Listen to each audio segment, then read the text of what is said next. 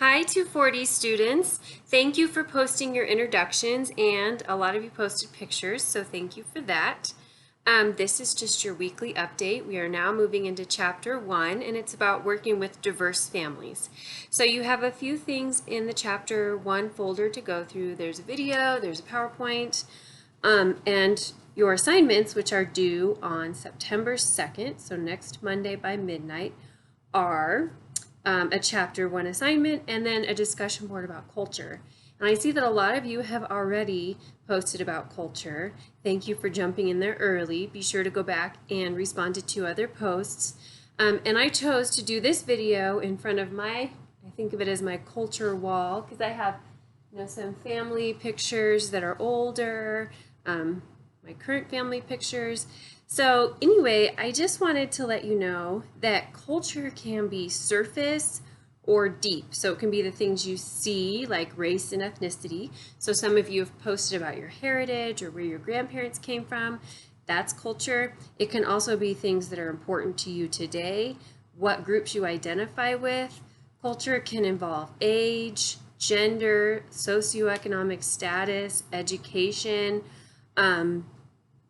Somebody posted that it can be uncomfortable, and that's very true, especially if you are anti somebody else's culture, like racist or discriminatory, or stereotypes are tied to culture.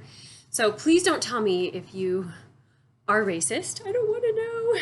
But just tell me about your current culture and what groups you identify with. I teach a cultural diversity and education class. Some of you may have taken it or may need to take it in the future, but that digs a lot deeper into how your own culture may influence or affect the culture of your students.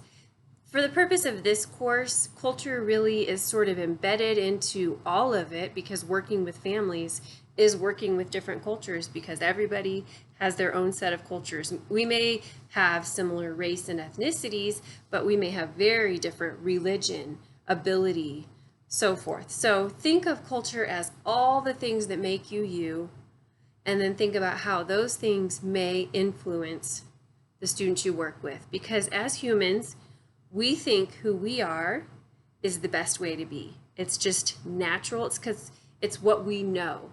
If we know a certain religion, we are most comfortable with people around those that are also subscribing to that religion. So we tend to fear the unknown. It's just human nature. And we also tend to categorize, which is culture. We're putting ourselves in boxes. And so to think outside of those boxes, we have to recognize which ones we are in. And then when working with people who are different, we have to be careful. I think I noted this in the bottom of the chapter 1 page, that we have to assume that everyone is doing the best that they can do, and that they believe what they are doing is what's best for their children. So it's hard to not be judgmental of students or of their families, especially when they come from very different cultures and raise their kids maybe very differently from how we were raised or how we choose to raise our own kids, which, by the way, isn't always the same. Sometimes we learn what not to do more than what to do. So the point of the discussion board this week is just kind of to share who you are, and then to learn about all the different ways that families we work with might be different. I hope you enjoyed chapter 1, and I will check back in around the 2nd of September.